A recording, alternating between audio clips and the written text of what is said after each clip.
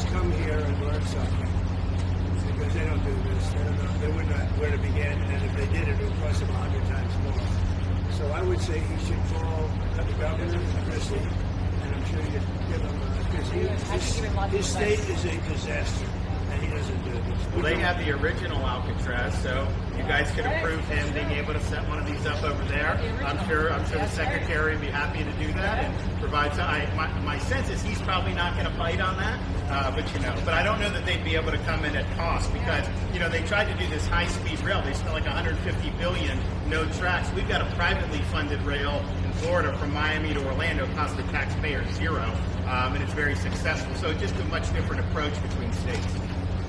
Hey, Mr. President, when's the first person checking in this beautiful Alcatraz? He ought to come here and study this because when's the first person checking into the room, sir? Tomorrow. Hopefully tomorrow, within the next 24 hours. They have the doctors, they have all the professionals. There's going to be a security sweep because there have been civilians here, so they will sweep this multiple times to make sure there's nothing can be used as weapons or any contraband. And then once that's clear, then they'll do. So it's really up to Secretary. I know has got people in the queue, and so they'll be ready to receive. I think our viewers at home should note that this is air-conditioned facility. So if any of the news claims are keeping them out in the hot, humid South Florida, that is wrong. It's probably 62 degrees in here, or 72. Hey, Biden wanted me in here. Okay? He wanted me. It didn't work out that way, but he wanted me in here. Mr. President, what's your expectation what this will do for the speed and force of deportations? Well, a lot of things, and they're both telling me that these people come in here and they want to go home. And they want to go home, so we immediately send them home, where it's appropriate. Now, if somebody's a real killer, we send them anywhere. Maximum security. Look, what we inherited from this guy, this incompetent man, and his administration, which wasn't incompetent, it was radical left, lunatic, communist, whatever you want to say. I know most of them. What we inherited should never, ever be forgotten. What they made us do. This is all because of an open border policy where 25 million people flowed in. From all over the world, from prisons, from all over the world they flowed in. For no reason whatsoever. We had, when I left, we had a very powerful border. We had no problem. He opened it up day one. He just opened the border. People couldn't believe it. They were standing there. What are they doing? They said, go in.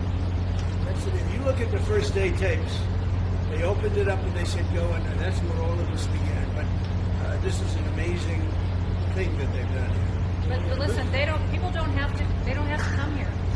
If they self-deport and go home, they can come back legally. We will let them come back legally. And there is a lot of self-deportation. Yes. But if you wait and we bring you to this facility, you don't ever get to come back to America. You don't get the chance to come back and be an American again and work here. They weren't with us when the President and Secretary Kevin and I, we went through the intake. So right when you do the intake, they have the information about voluntary departure.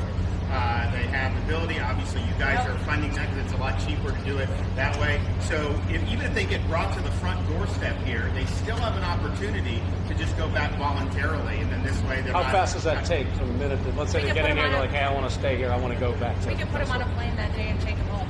We'll buy their plane ticket, go home, and then they get the chance to come back legally.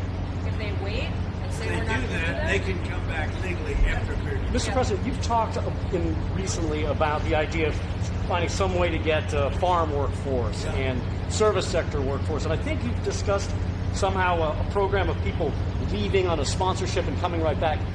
Can you give us a little more detail about that and why, in the view of some hardliners, it's not amnesty? We take care of our farmers and hotel workers and various other people. And we're working on it right now. And Ron's going to be involved, and you're involved already. So we have a lot of cases where ICE will go into a farm. These are guys working there for 10, 15 years, no problem. The farmers know. We're going to put what's called farmer responsibility or owner responsibility, where they're going to be largely responsible for these people. And they know these people. They've worked on the farms for 15 years, and all of a sudden. So I have a great, Ron does, Kristi does, we have a great feeling for the farmer and for others in the same position. And we're going to give them responsibility for people. And we're going to have a system of signing them up so they don't have to go. They can be here legally. They can pay taxes and everything else. They're not getting citizenship, but they get other things. And the farmers need them to do the work. Without those people, you're not going to be able to run your farm. Mr. President, you and the governor tangled pretty hard in the 2024 election. And you stand here now. I didn't know that. Yeah, you stand here now as partners on this effort. How would you describe the relationship, and what future does Governor I would say it's DeSantis a have? 10. Excuse me? I think it's a 10. Maybe 9-9, because there might be a couple of little wounds. So maybe it's 9. I think we have a 10. Do you think his wife should run for governor? We get along great. Should Casey DeSantis run for governor? The thing about it is, I endorsed him immediately in January 2024. I raised one of his PACs millions and millions of dollars. And obviously, we saved him a lot of money in Florida because Florida was a deep red state. He didn't even have to do a rally in Florida, whereas 2016 and 20, this was like ground zero. And so we've been really happy to do that. And then we've worked very well on this and other issues with Florida. You can call him at any time, and he wants to be helpful for governors. I mean, I can tell you that. We did Hurricane Helene last year. We didn't hear from the president at the time then, but with President Trump, we know immediately. Just make the phone call. Can we ask a Gaza follow-up question? I'm sorry, like another thing you inherited. How firm are you going to be with Netanyahu about ending the war in Gaza? Very full. But he wants it too. He's coming here next week. He wants to end it too. We had a tremendous success with Iran. Somebody said, when are you going to sign? I said, sign? They are so bombed out. Did you see the report issued this morning? The place was decimated. It'll be years before anybody even gets down there. So that's not a priority, but we'll have a report and we'll have whatever we want. We'll get whatever we want from Iran. And I think, and I hope they will have a good, they have massive sanctions right now, biting sanctions. It's going to be very hard for them to do anything with those sanctions. And I look forward to maybe there'll be a time when we get along with them and they can rebuild their country. But is there a point where you tell Netanyahu, like, you've got to end this now, you got to strike a deal? Well, he wants to. I can tell you he wants to. And I think we'll have it. I think we'll have a deal next week. Thank you. That's what I Mr. President, did you intend to announce your pick for successor to Jay Powell earlier than say, or as early as say this summer or this fall? Will I do something about who it's going to be? Yes. I don't know. I do. She'd be a good candidate. Anybody would be better than Jay Powell. No, he's causing us a fortune because he keeps the rate way up. I think it's stumped derangement syndrome personally. But we have a very strong country. We're the strongest country. Look, our country right now is at a level that we haven't seen for 40, 50 years. What we're doing now is nobody's seen anything like it. I told you, I was in the Middle East. The King of Saudi Arabia said to me very strongly, he said, you know what? A year ago you had a dead country. Now you have the hottest country in the world. We do. We have the hottest country in the world. Thank you very much. I was going to say Syria. We'll be seeing it over the next year. Also, those type of industries.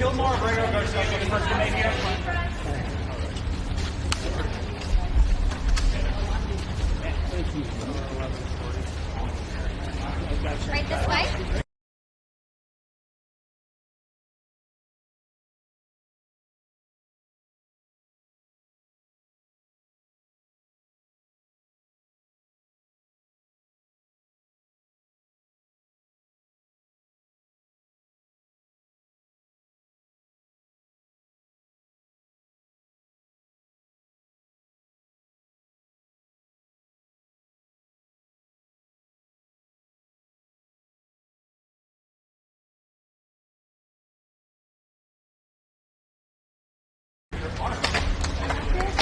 Yeah, I got the bag. I'm moving. Let's keep moving. Guys, come on.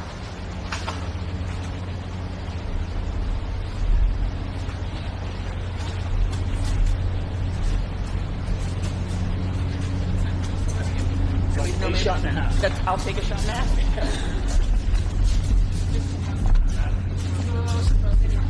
Yeah.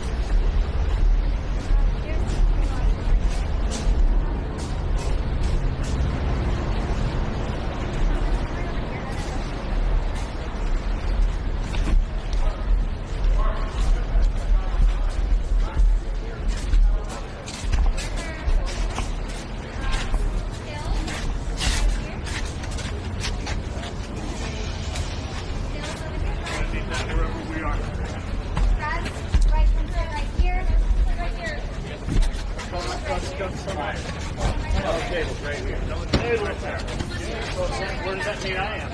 I'm not No, it doesn't stretch very far. Where's the pretzel? It's going to be right here, and I have it too. Is that going to make it over here? Let me see. Not a take the shells in the buffer. Just first, worry about that later. Yes, not a single last person in the buffer. Yeah.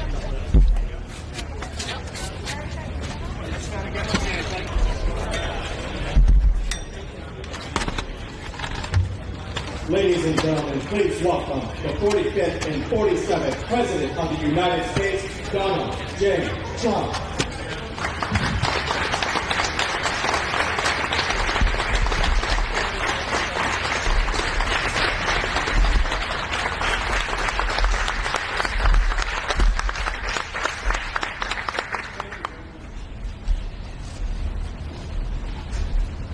You've done a fantastic job.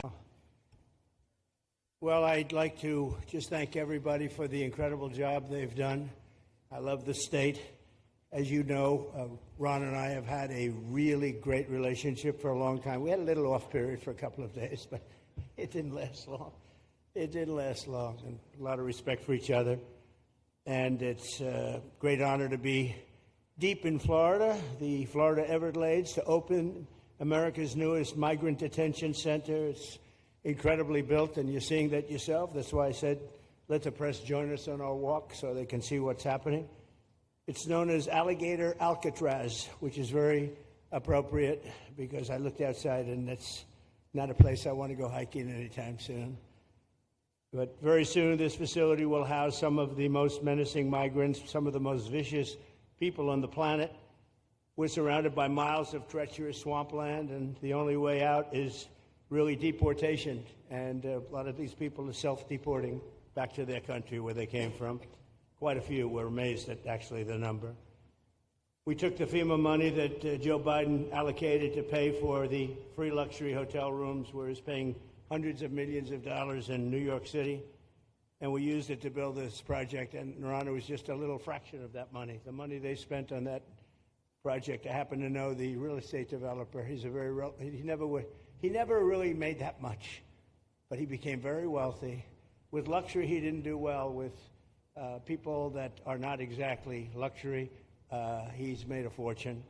I want to thank Florida Governor Ron DeSantis and Secretary of Homeland Security Kristi Noem, and Florida Attorney General James Uthmeyer. Where is James? Where is he? You do a very good job. I hear good things. I hear good things about you from Ron too. No, you really do. He's even a good-looking guy. That guy's got a future, huh? Good job, James. I hear you did really, really fantastic. Worked hard. You're like in the construction business for a few days, right? Huh? Congratulations. For all the hard work and to make this facility possible. It's amazing. Thanks as well to Florida Agricultural Commissioner Wilton Simpson. Where is Wilton? Where are you? Hi, Wilton. Been a long time. Thank you. Congressman Byron Donalds. Where's Byron? Hi, Byron. How are you? Good.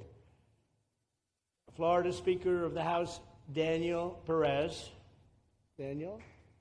Daniel? Thank you, Daniel. Why, you didn't want to sit up here with us, Daniel?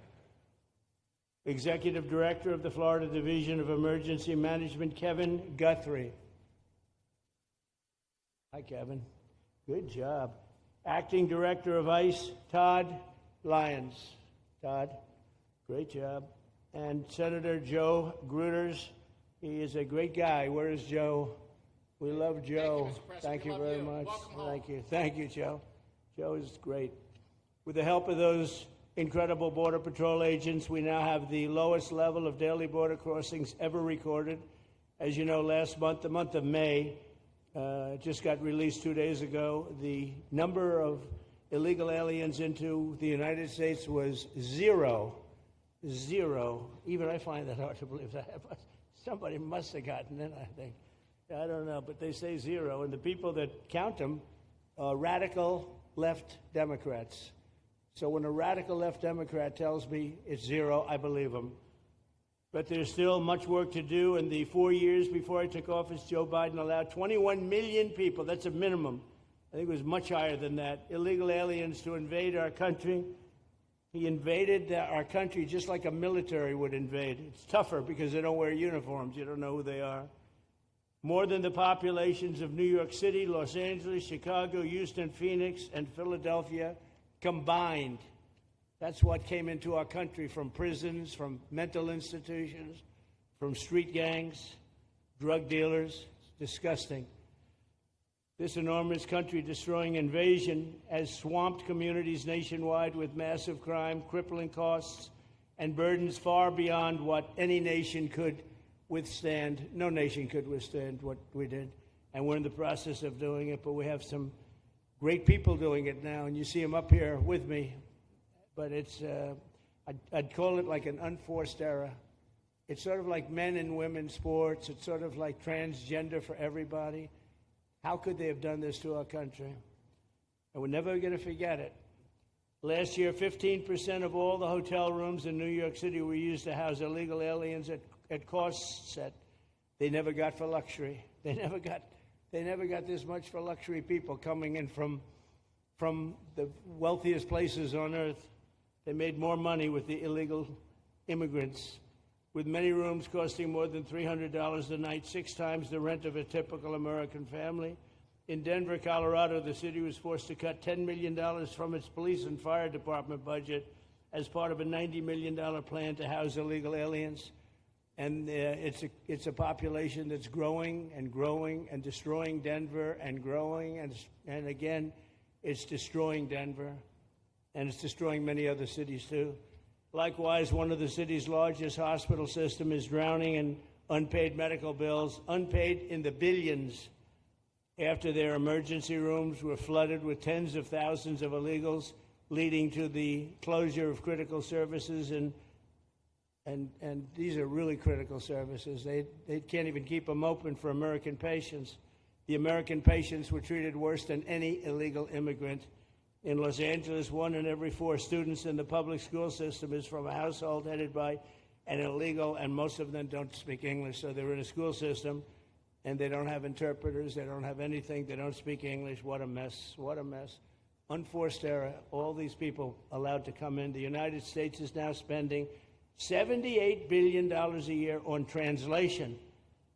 Okay, think of that, $78 billion a year on translation, and smaller numbers on special education programs for non-English speakers in our public schools. So $78 billion, I think that's not a mistake. I would say $1 million maybe, hundreds of thousands of dollars, $78 billion, Joe, on translators and non-English speaking work.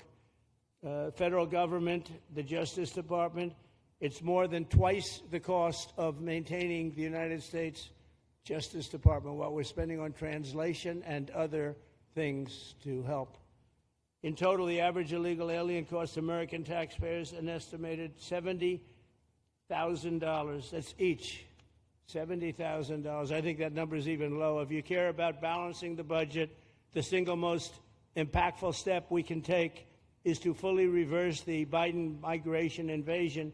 One of the worst invasions we've ever had. We've never had an invasion like this. We've had invasions, but we've taken care of them. We've never had an invasion like this, and it's with us.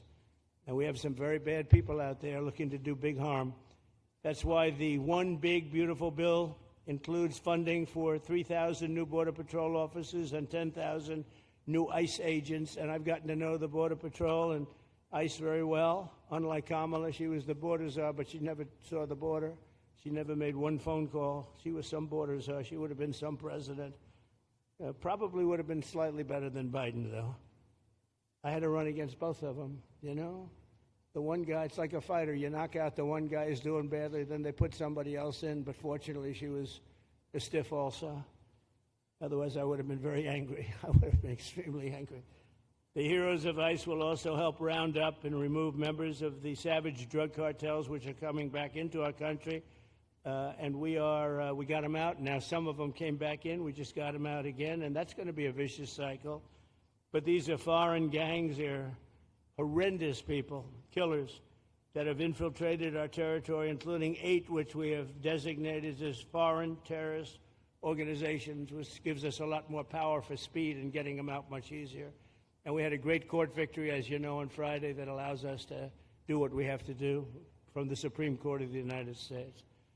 In 5 months, my administration has already arrested over 2,700 members of the murderous Venezuelan gang known as Tren de Aragua, including a pack of these sadistic animals arrested last month with over 280 guns, and these are guns of the latest caliber. These are guns that were made over the last period of less than a year, getting brand new guns, the latest and the greatest. Every day, our brave law enforcement officers are hunting down and deporting migrant criminals who have committed heinous crimes, including more than 13,000 murders, 11,888 to be exact, but I'd probably say the 13,000 is right also. Think of it, 11,888, and more than half of them, they committed more than one murder. So, Ron, many of them are out of here already, but it's still it's a hell of a number to be confronted with. Just this year, ICE agents in Miami have apprehended illegals with arrests for murder, kidnapping, rape, child sexual abuse, and arson, people of the worst order. We're getting these monsters out of the United States, out of Florida, out of all the places that they're in. And on January 20th, I signed an executive order empowering governors and state police to be deputized to enforce federal immigration laws, and Ron's already taken advantage of it. It's a tremendous advantage for the states. Most of them are doing it. Actually, the blue states tend not to do it. Even a couple of them have, though. And I want to express my tremendous thanks to the state of Florida for embracing this opportunity and being a true partner. They've worked so well with the federal government. It's been just a beautiful, beautiful partnership. So, Ron, I'd like to thank you personally. You are my friend, and you'll always be my friend. And we may have some skirmishes even in the future. I doubt it, but I will always come back because we just we have blood that seems to match pretty well. We have a relationship that's been a very strong one for a long period of time, and I appreciate it, very much appreciate it. And also, Secretary Noem, I'd like to have you say a few words. You have been unbelievable, the job you've done. You and our favorite person, Tom Homan, have done, and your whole staff, because it's a lot of people, and Tom acknowledges it all the time. He respects you so much. He respects the staff that you both built. And you're really doing one of the great jobs. And it was great that you could work with Ron in Florida so well. Built such a great facility. So please say a few words. Thank you very much. I don't know if this will work. Well, thank you, Mr. President.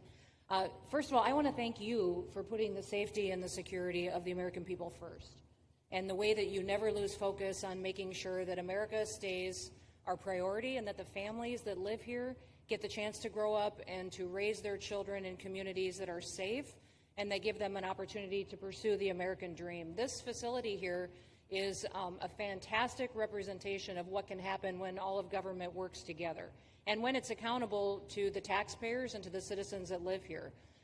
The President signed an executive order that allowed us to build partnerships with states and with local law enforcement officers, which is exactly how things should function in this country. More power, more authority given to people locally so that they can take control of their own destiny. And so we have already been working under the 287G program to deputize law enforcement officers, whether they be state highway patrol, local sheriff's departments in all of our states, and allow them to go out with our ICE officers, our border patrol officers, and make sure that we're getting the worst of the worst off of the streets.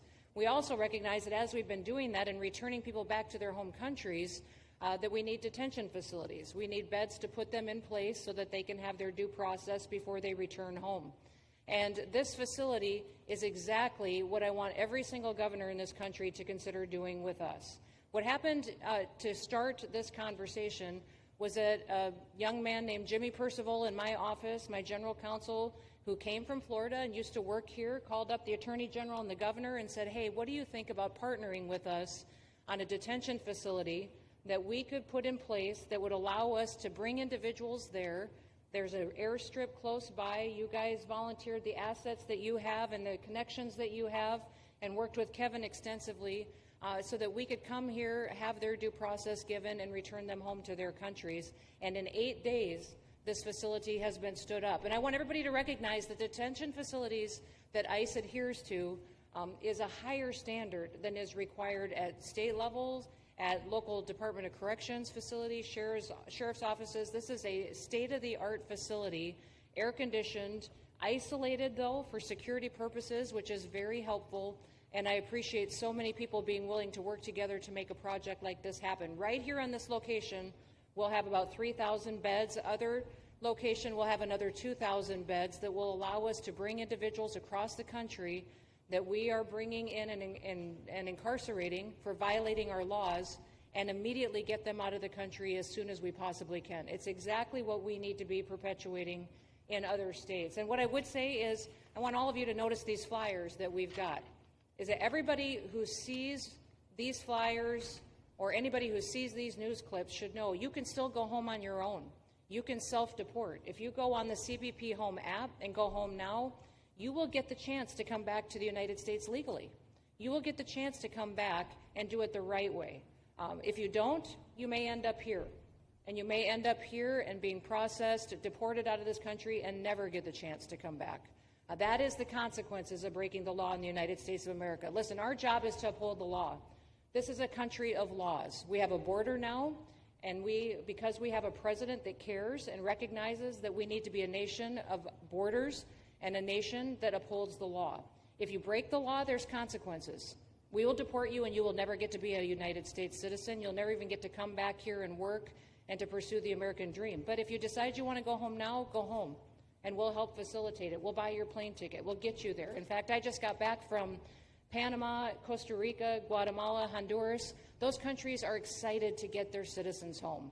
They're setting up programs to loan them money to buy houses when they get there, help them with food assistance, get their children educated, scholarships. They want their citizens that are living here in the United States illegally to come home and to be a part of their economy and help their countries grow.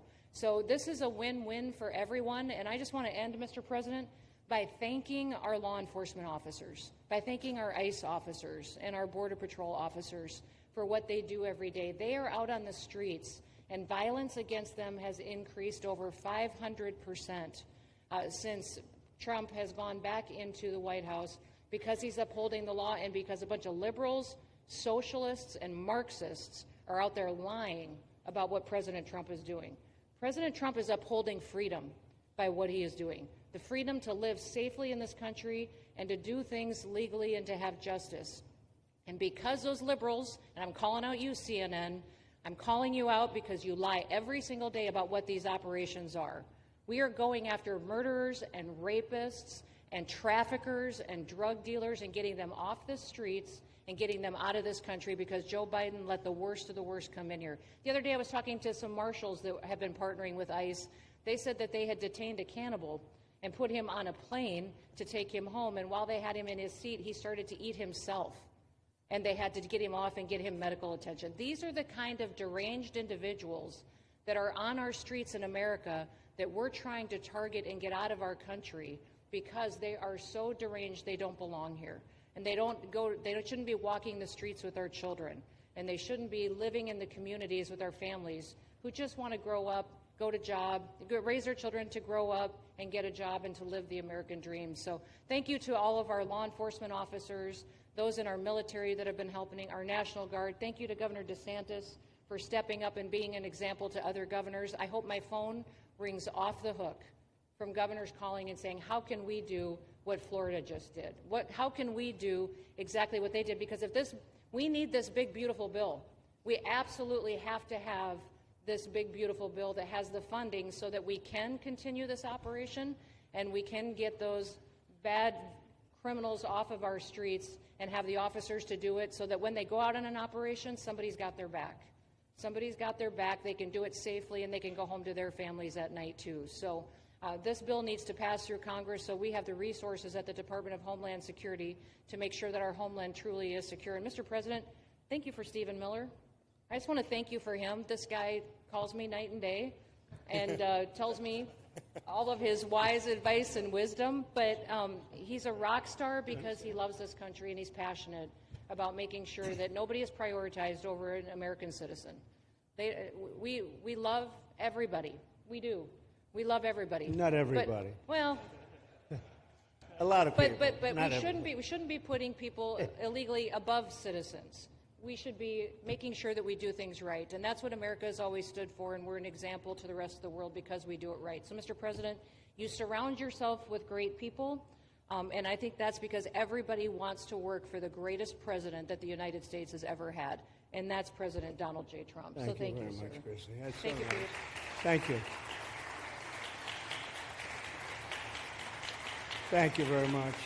And I have to say that, you know, when Kristi's name was put before me by Tom Homan, by the way, because I wanted him for the border, and somehow I thought that was going to be good in that sort. But he didn't want the upper job, and I said, "Who do you recommend?" Kristi Noem. I said, "Oh, are you kidding? She's great, but she's such a fine, elegant person." He said, "Sir, she's tough as hell." I said, "Are you sure? You are tough as hell, I tell you, and you do it in a very nice way, but you are, if you ever saw her ride a horse, she rides a horse like she should be in the rodeo. She's like an unbelievable horse person, and you've done a fantastic job, and Steve Miller would even agree to that. And he likes nobody, by the way. I don't think he likes anybody. And another one we like is Ron. And Ron, would you say a few words, please? Sure. Well, thank you, Mr. President. Welcome back to Florida. And I think this is the first time you've been back since the events of a couple weeks. So just let me say, as somebody that was serving on active duty in Iraq back in the day, we witnessed the number of our troops that were killed or wounded by the Iranians. We know that they're a militant Islamic regime that was hell-bent on getting nuclear weapons, and under Joe Biden, they were about to get nuclear weapons. And because of your strong actions, those dreams and those ambitions have been reduced to rubble. And I thank you. I know a lot of veterans thank you, and people in Florida really thank you for stepping up and really making a strong, tough but strong decision. I think we're much safer as a result of that. Now, on the immigration, I think President Trump's election represented the chance for us to finally solve this illegal immigration and border problem once and for all. I knew he was going to do the border, although he did it very quickly and very thoroughly. I think that no one can say that that's been anything but a spectacular success. But then we have the issue of Biden let in how many millions of people? And you had millions that had been in over decades previous to that. You can't have a country if you don't have respect for the rule of law. You can't have a country if foreigners get to decide who comes in. No, we, the American people, make that decision, who's allowed or not allowed to come into our country. We've seen Europe be overrun by open borders, so we're not going to let that happen here. So when President got elected, I knew that the states had an important role to play in facilitating this really, really historic mission.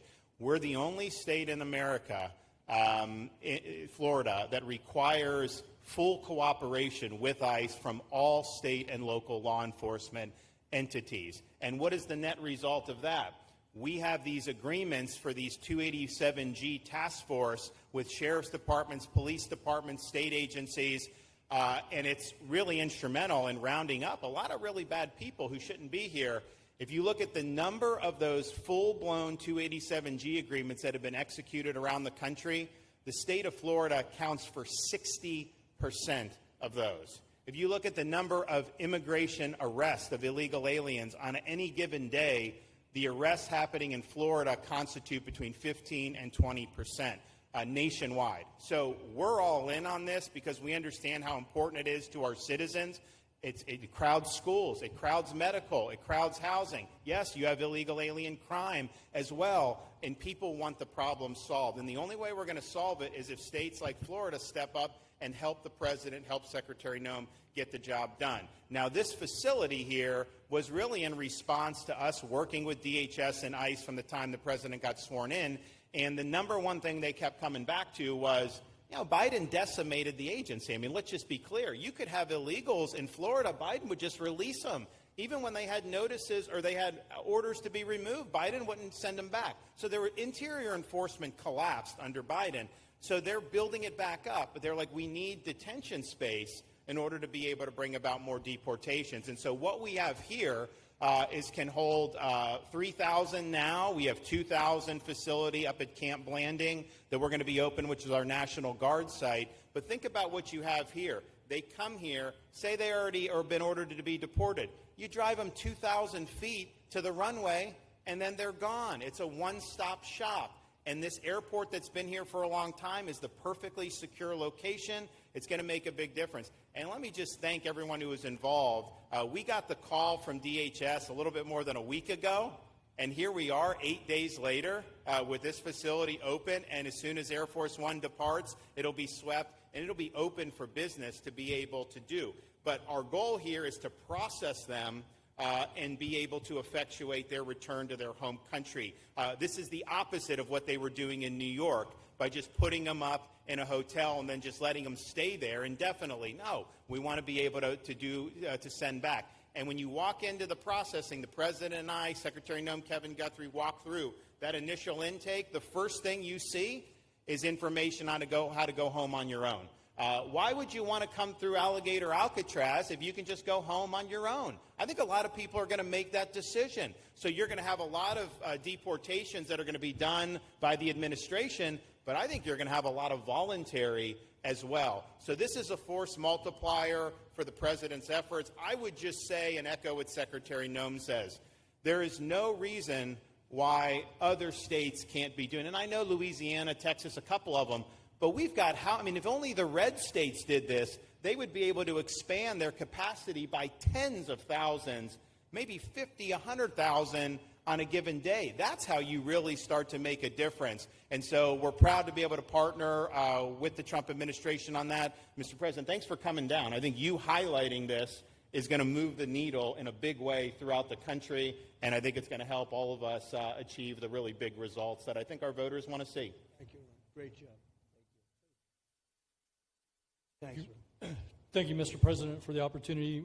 My name is Kevin Guthrie. I'm the Executive Director of the Florida Division of Emergency Management. And I'd also like to thank President Trump and the Department of Homeland Security Secretary Noem for joining us here today and for their continued support. I want to thank first by thanking the man to my right, and that's Governor Ron DeSantis, whose bold leadership and swift action made this project possible. Make no mistake, this facility would not be standing here without the President, the Secretary, and the Governor's vision and determination to uphold the rule of law. Florida is and will always be a law and order state. Even before the President took office, the Governor made it clear that illegal immigration would not be tolerated in the state of Florida. When the President and the Secretary asked Florida to help, the Governor empowered our state and private partners to work collaboratively and deliver real results on a rapid timeline. The Florida Division of Emergency Management is best known for leading the nation in hurricane response and other natural disasters. We understand how to act fast without bureaucracy in the face of any emergency. Our teams built roads in 8 hours, bridges in 3 days, base camps in 72 hours, and full causeways in 2 weeks. Getting things done quickly, efficiently, and correctly is at the core of our mission. We simply just want to be the best at what we do in the nation. When the Governor called me, and we answered, and we were proud to bring our logistical expertise to the table. We know how to set up base camps for guardsmen, first responders, linemen, volunteers, and other aid sources, and distribute that in a matter of days before a storm. We're able to translate this knowledge to what we did here at Alligator Alcatraz. Florida has put the best teams together who check their individual logos and egos at the door to get this done. Not just for you, Governor, but Mr. President, for you as well. There are over 13 different vendors that came together to get this solved in 8 days. Truly a whole of private sector partnership to get that done. Behind you on these boards, in only 8 days, we have built a fully compliant detention facility with a detainee capacity of up to 3,000 people, with room for additional capacity if you asked us to do so. The detention facility includes over 158,000 square feet of housing and is a fully aluminum frame structure rated for winds of 110 miles an hour or a high-end Category 2 for those people that don't think that we're taking that into consideration. This is Florida, by the way. Power supply is fully redundant with backup generators in place. We've put a staff village here on site with a capacity of 1,000. Our services are hot meal 3 times a day, 24/7 medical facility, pharmacy, air conditioning, access to indoor and outdoor rec yards, legal and clergy support services, laundry. Our security element is over 200 security cameras, throughout the facility, more than 28,000 feet of barbed wire, 400-plus security personnel to include 200 men and women, soldiers and airmen underneath Major General John Haas's command as the Adjutant General of Florida. And it's all surrounded, as you pointed out, Mr. President, by 10 miles of beautiful Florida Everglades. Contingencies, as with all state correctional facilities, we have a hurricane plan. We will not wait for a Cat 2. We will follow our normal evacuation procedures as we do for any other facility statewide in our great state of Florida. We have on-site fire and EMS resources so that we do not we don't burden the locals with any type of response. All in all, sir, this has been a perfect state logistics exercise for this hurricane season. Everything we did here in the last 8 days, God forbid, if we have a hurricane, we're going to do it again. This was a dress rehearsal for us, and we are ready, willing, and able to support you, sir, the governor, secretary, and everything that you need us to do. Just a week ago, it was a taxiway and a runway, and now is a fully functioning facility. We are happy to support you, Mr. President, Governor, Secretary. Fantastic, Joe. Thank you.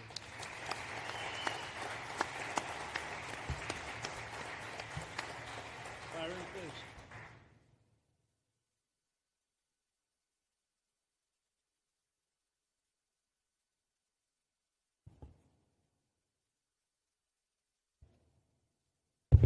There we go. First of all, Mr. President, we all have to thank you for your leadership and for the mandate that the American people gave you to finally secure our borders and to deport criminal illegal aliens and longstanding illegal aliens out of the United States.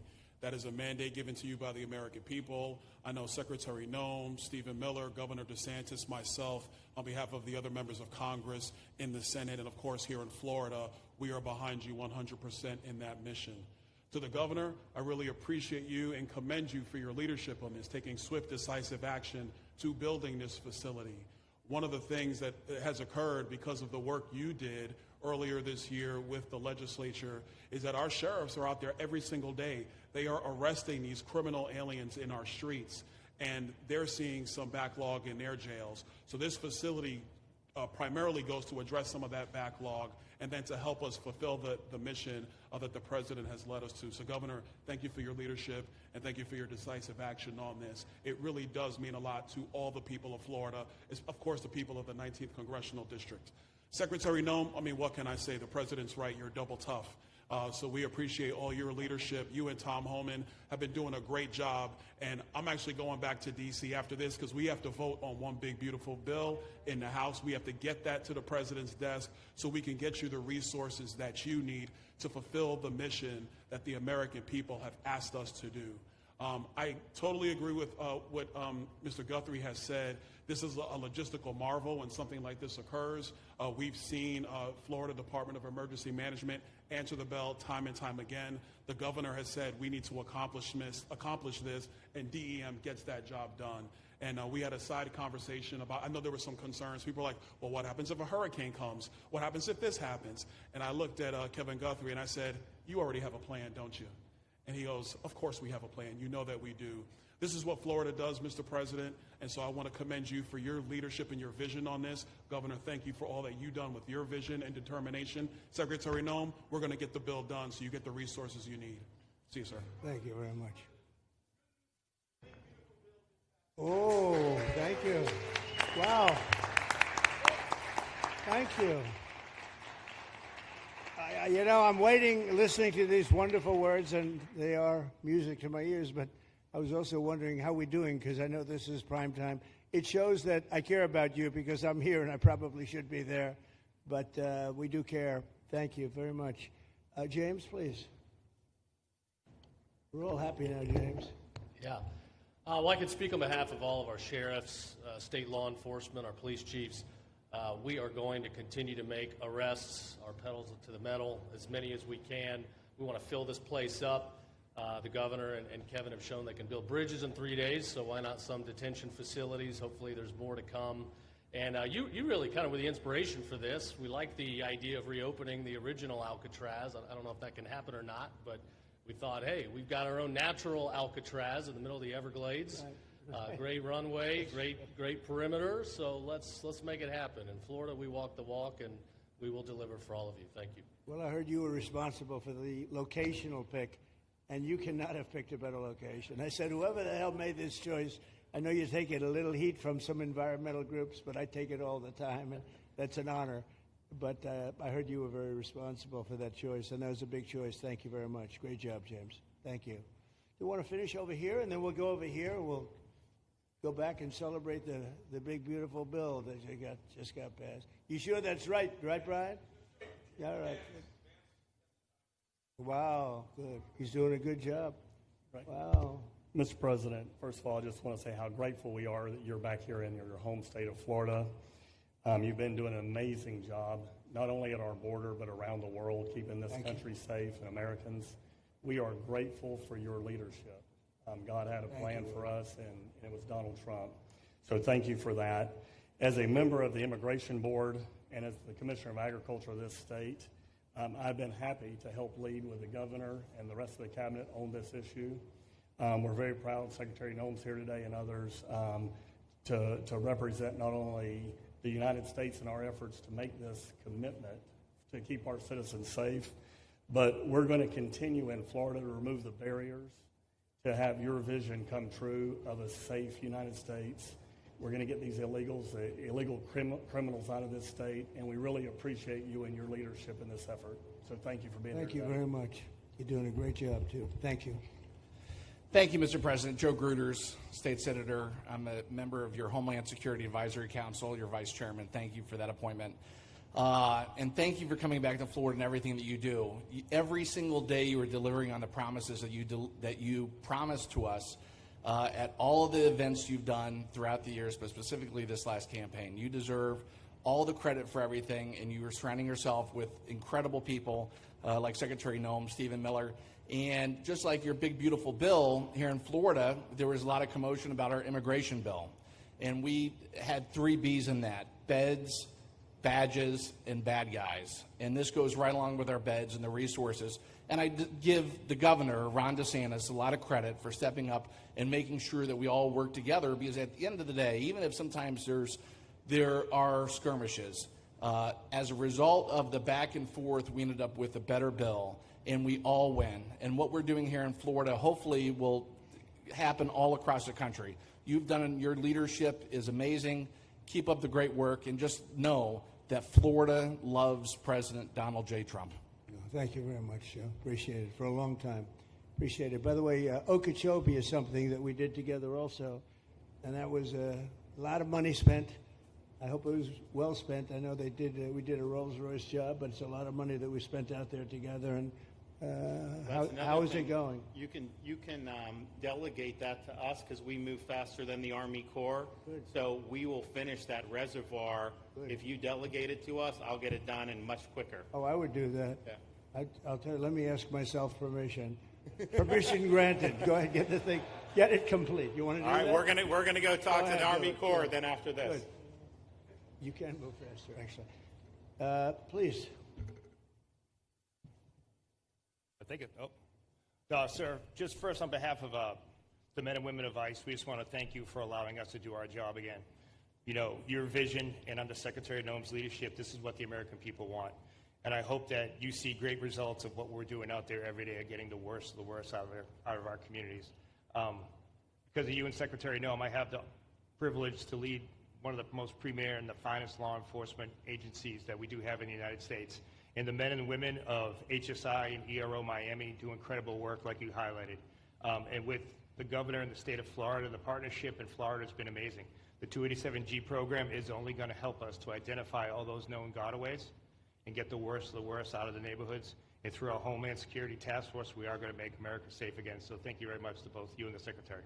Thank you, Todd. Great job. Really great job you're doing. Thank you. Please. Good morning, Mr. President. Hi. Thank you so much for coming. Again, as Garrett Ripp, I'm the Field Office Director for ICRO here for the Miami Field Office. Incredible collaborative work we've been doing together, working with the state, working with our local partners. And again, just the 287G is going to open up that aperture and allow us to get those bad hombres off the street and get them into this facility. And we're looking forward to it. And again, just appreciate all your support. Thank you. Always thank you. You've always been so great. Thank you very much. Please. Good afternoon, Mr. President. On behalf of Air Marine Operations, my name is Andres Blanco. I'm the Executive Director for Southeast Region.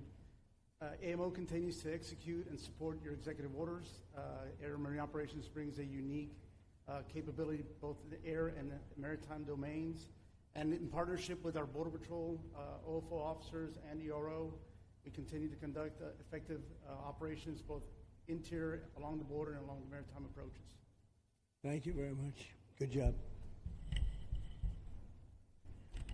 Good afternoon, Mr. President. Jose Figueroa. I am the acting special agent in charge for Homeland Security investigations here in South Florida, and our office covers from Key West to Fort Pierce. Tremendous collaboration here with the state and our federal partners.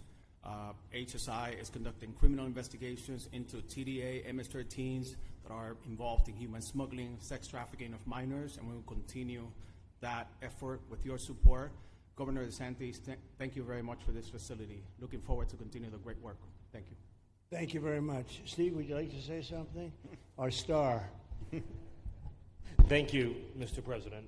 I just want to say on a personal note, getting to watch what you've done over the last 5 months to deliver on a 50-year hope and dream of the American people to secure the border. When President Trump came into office on January 20th, the United States had endured the largest wave of illegal immigration in human history. Not just American history, human history. And within just a few days, President Trump, through his strength, leadership, diplomacy, and vision, achieved the most secure border anyone in the world has ever seen. When we recently went overseas to the NATO summit, I had senior staff in foreign governments come up to me and ask me how he achieved the Trump miracle on his border and could that be replicated in their countries. For individuals who don't work in this space, to have 0 successful illegal entries in an entire month should be an impossible achievement. There's a 2,000-mile border with one of the poorest countries in the world, and you have open travel from 150 countries into Central America and South America. There are 2 billion people in the world that would economically benefit from illegally coming to the United States. And through the deployment of the military, through the deployment of novel legal and diplomatic tools, through the building of physical infrastructure, through the empowering of ICE and Border Patrol, and the entire federal law enforcement apparatus, President Trump achieved absolute border security. And now, once this legislation is passed, he will be able to make that with those resources permanent. Watching what you've done, sir, has been one of the honors of a lifetime. I'm proud to be able to play any role in it. And what President Trump is going to achieve next with the resources in this bill will make America safer, stronger, freer, more sovereign, and more prosperous than it has ever been before. Thank you, sir. Thank you, Steve. Thank you. And the bill is going to be great for Ron. It's going to be great for Florida, too. There's a lot of set-asides for Florida, some of the things that you wanted to do. And so it's great news to hear that it was approved. Do you want to take a few questions, Ron? We'll take a few questions from these. Yeah, please, go ahead. Yeah. Thank you, Mr. President.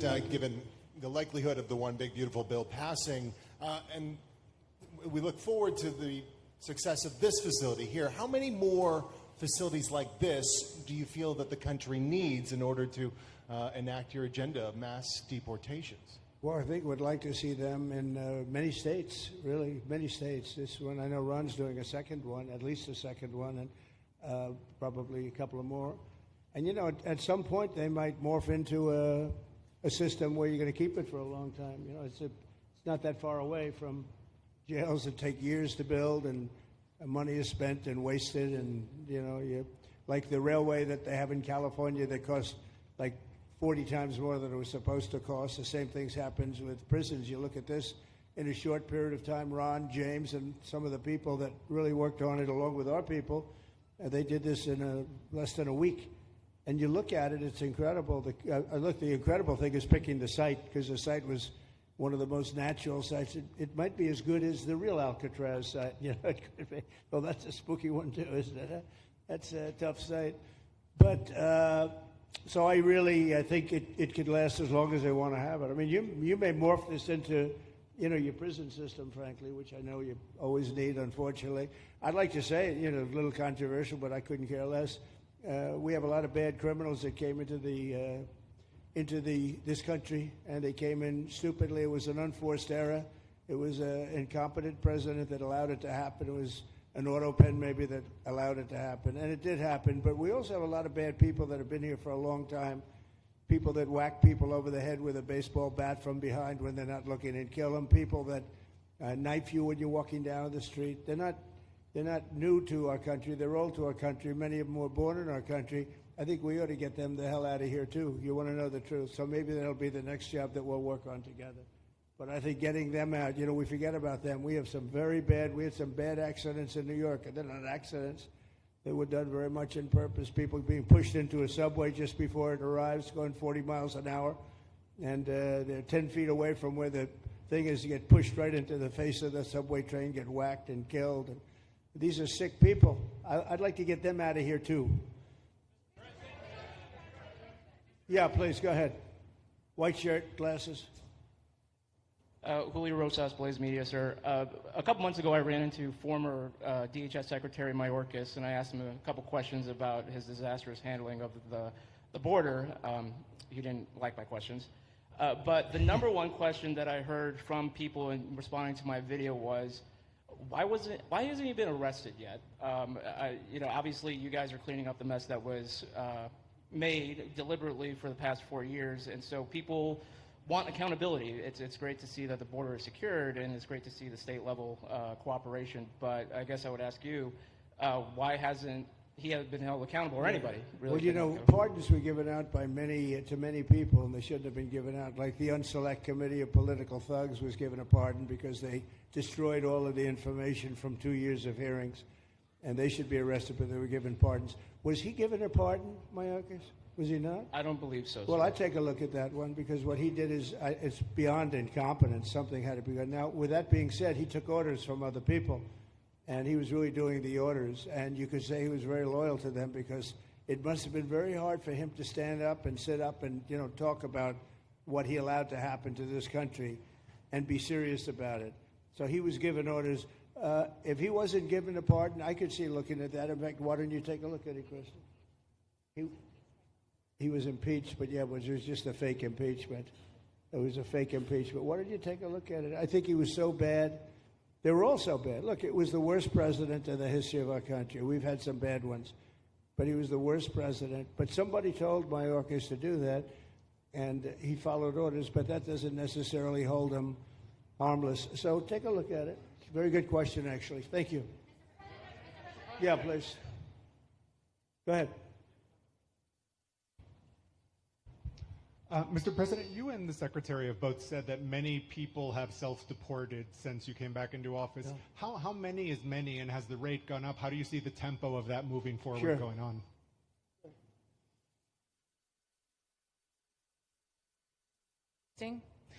We have had several 100,000, but also we have many that have self-deported, not even using the CBP Home app.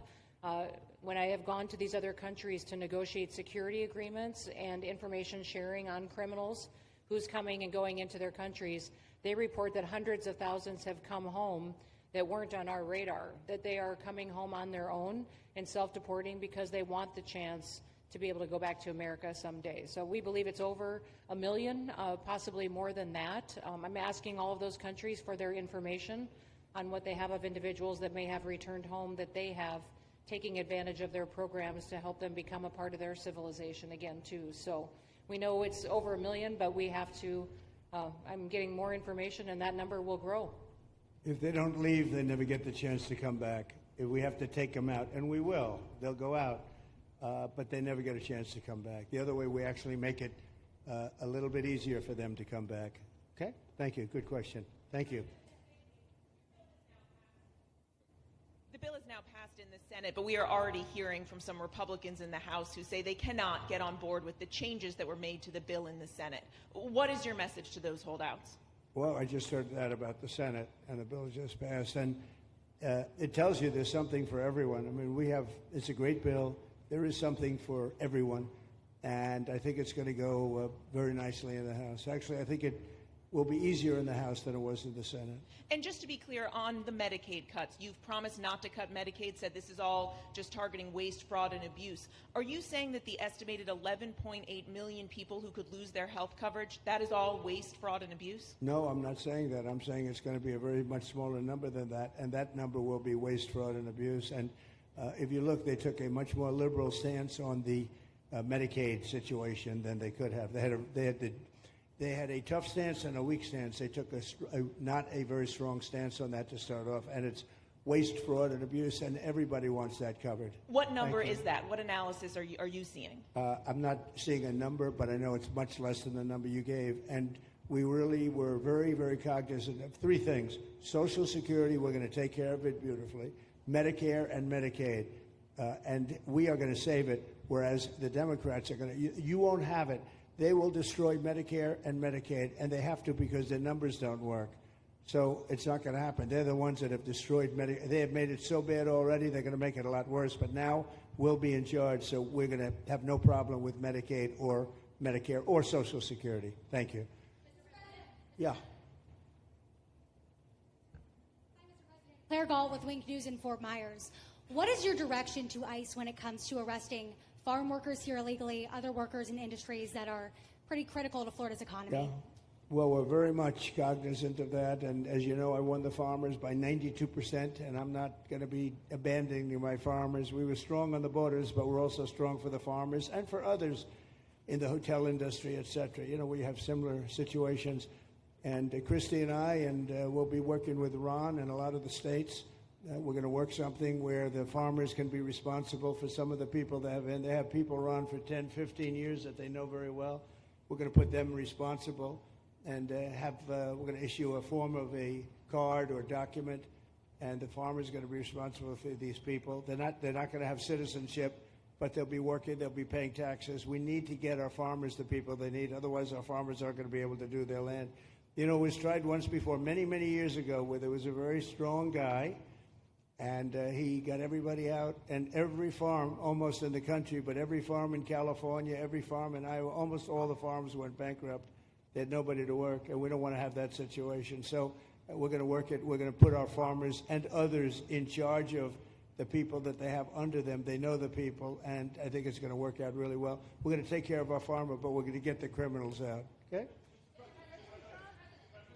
Yeah, go ahead, please. Thank you. Mr. President, how do you respond to critics who fear that a 3,000-bed detention center and the waste that could produce will pollute the surrounding federal protected land, including land that both administrations have invested billions of dollars in restoring?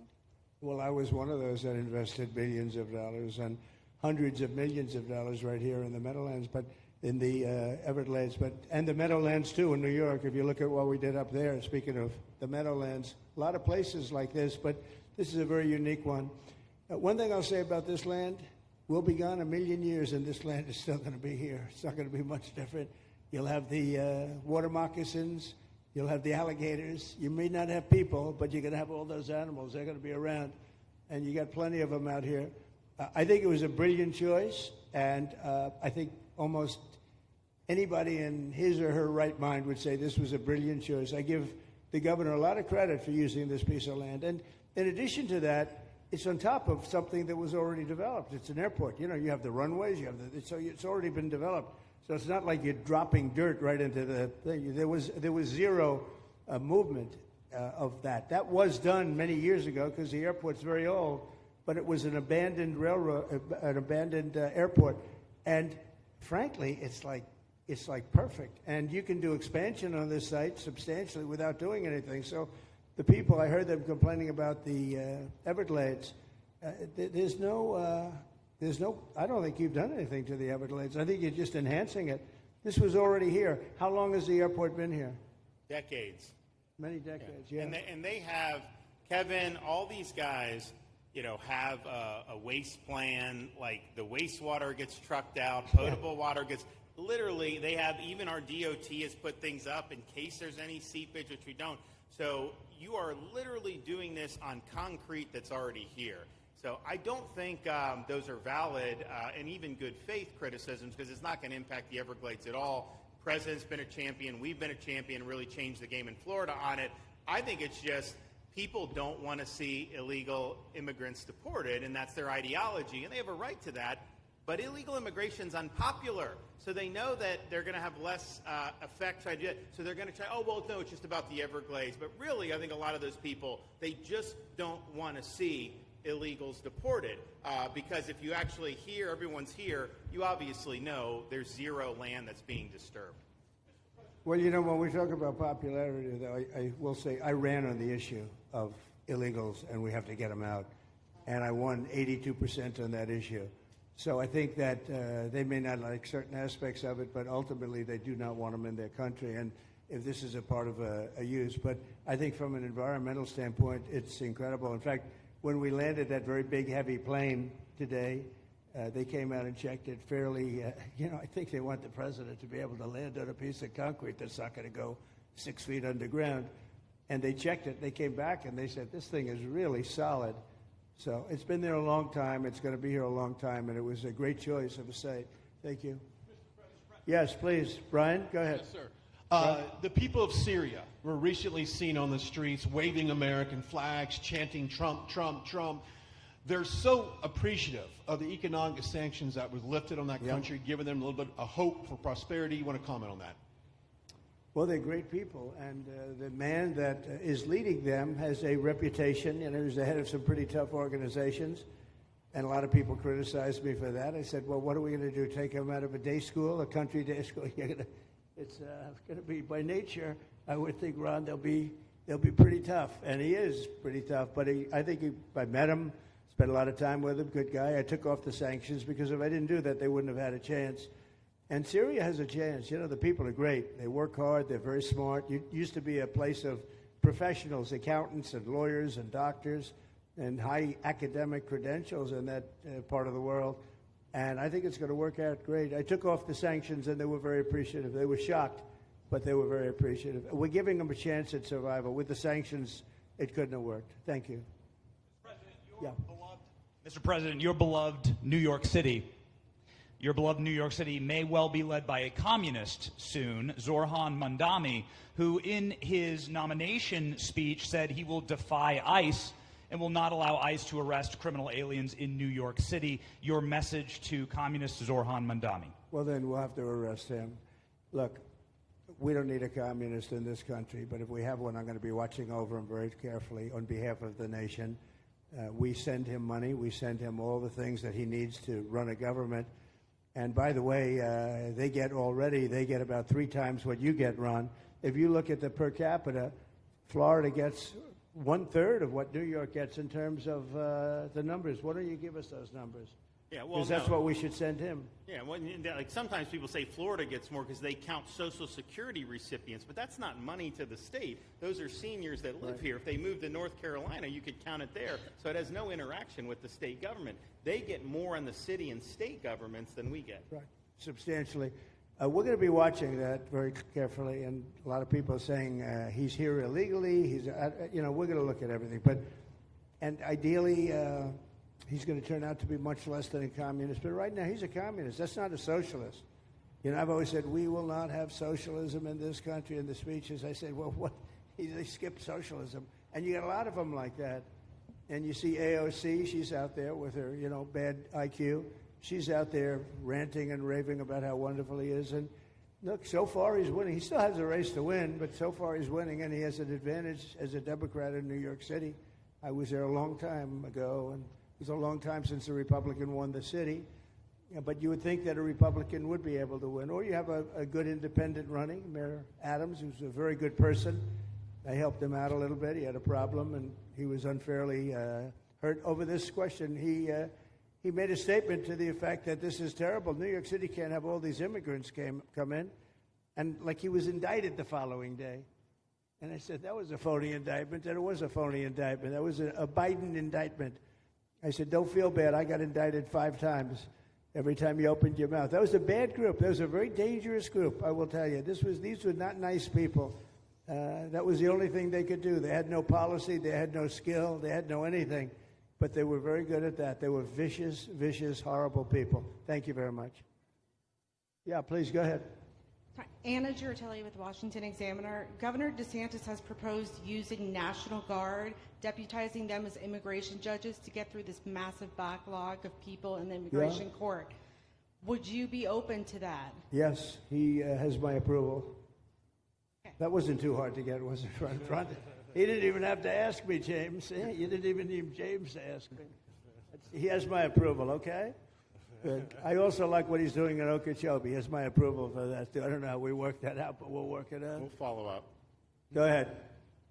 Please. President Trump, Jake Stofan with Action News Jax from up in Jacksonville. There's some talk about a facility similar to this up in Camp Blanding. Has that been approved by DHS? If not, what's the timeline? When could we see ground break on that? Well, I'll ask Ron or James to talk about it. Do you want to mention it, James? The overarching plan, I think the Secretary has said she supports the whole plan, so you guys are going to keep going. Yeah. So, Mr. President, just specifically, the response for proposals is out for that today. It closes, I can't even remember what day of the week it is, but it closes on Wednesday at 5 o'clock. Then we will do notice to proceed. So I would say right after our wonderful Independence Day, we will be starting construction there at that facility. You have another big runway there, too. That's great. Wow. Boy, I love these runways. It's very convenient, I must say. Having a runway is a nice thing. Today you don't get runways approved, I will tell you. It's tough to get a runway.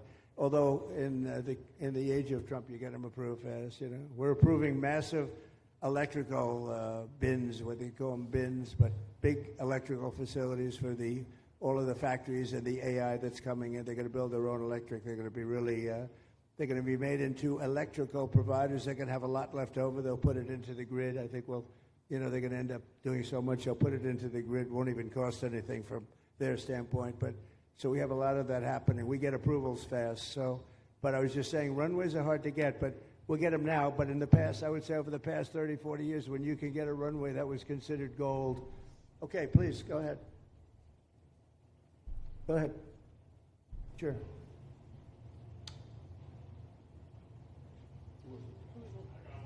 Okay, go ahead. Yes. President Trump, Laverne McGee, News 6, Orlando.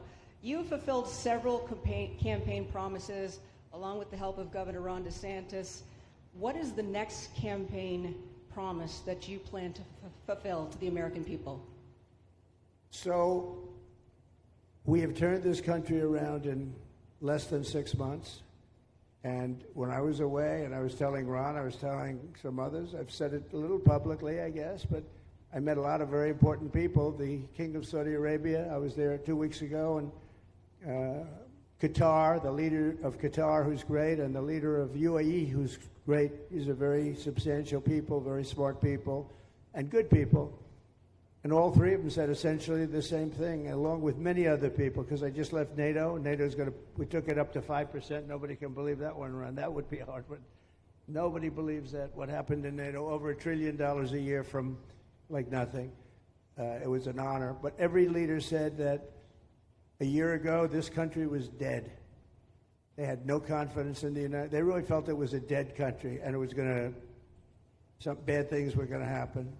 But they used the term, it was a dead country, and now they said you have the hottest country anywhere in the world. We're the hottest country in the world right now.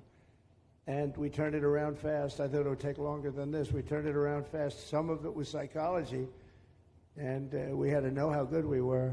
But others was getting rid of rules, regulations, and all of the things that I got rid of already. I signed more executive orders than anybody in history, times like 3 or 4.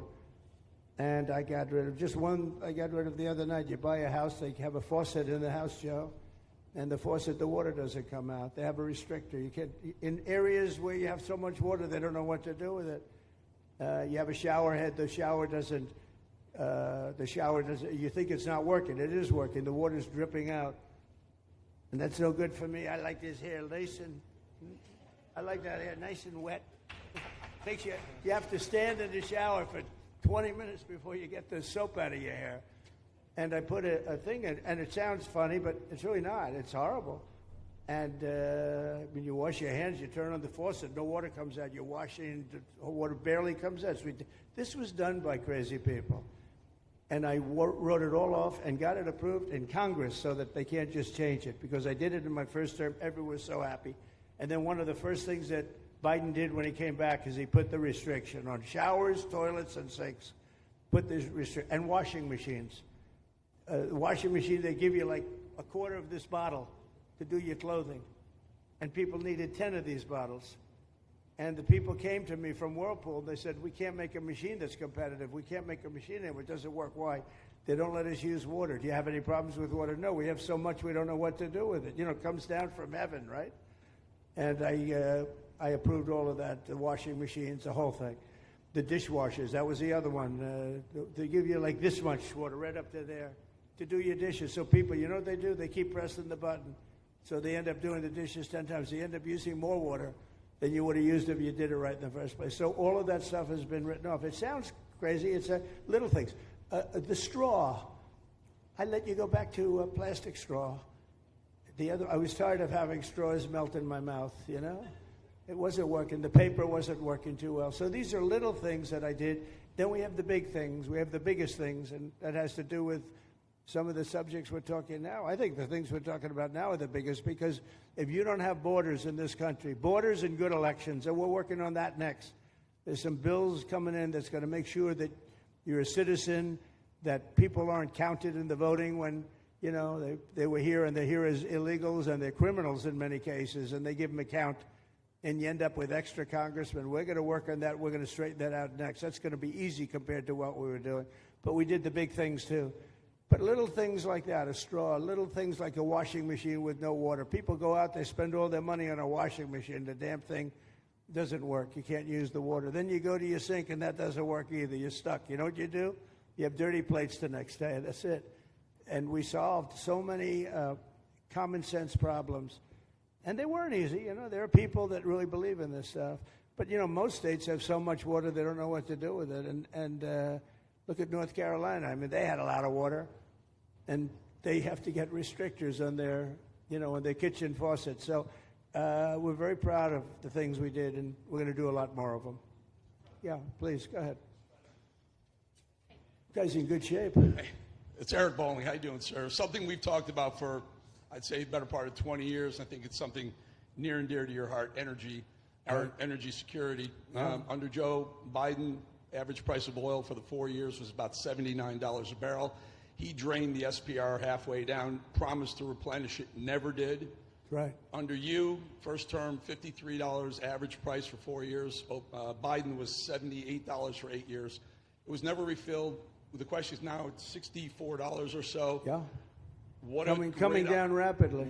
Coming down, and what a great opportunity to fix another one of Joe Biden's problems, one of the things he broke in America, giving us the energy security of an emergency SPR, Sure. fill it to, maybe even go beyond and fill it to 1 billion barrels this time at a much cheaper price. Thoughts on the energy sector?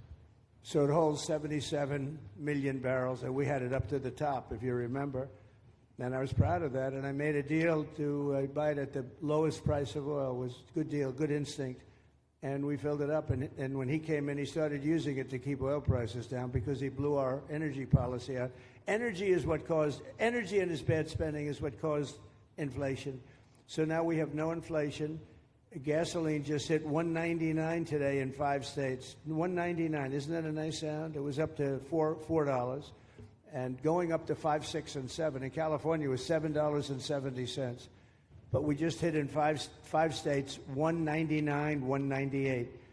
And it's coming down to that level, so that'll be a big thing. And one of the reasons the prices and costs are going down when you go to the supermarket, because I said I was going to get costs down. We're getting the costs down. Food is coming down. When I came out, my first week, if you remember, I had a lunatic reporter screaming at me saying, eggs are going through the roof. What are you going to do about eggs? I said, I just got here. I didn't know anything about eggs. I had to call you.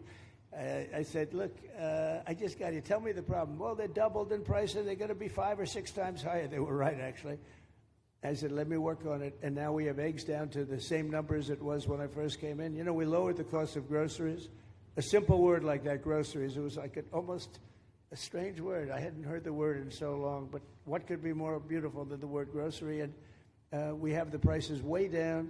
We have the energy way down. Energy brought the groceries down, if you want to know the truth. And, so we think we're going to get it lower, and we're going to fill up the it's called the Strategic National Reserves.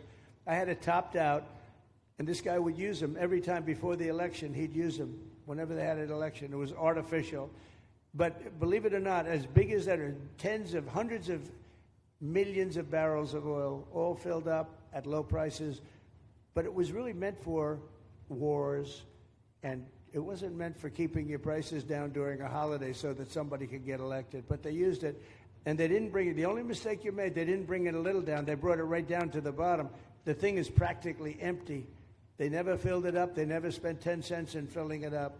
And we'll do that. When the market is right, we'll fill it up. I want to fill it up when the market's right. Thank you. How about one more question?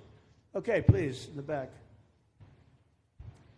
Dana Marie McNichol, Fox News Channel. Mr. President, is there an expected time frame that detainees will spend here, days, weeks, months?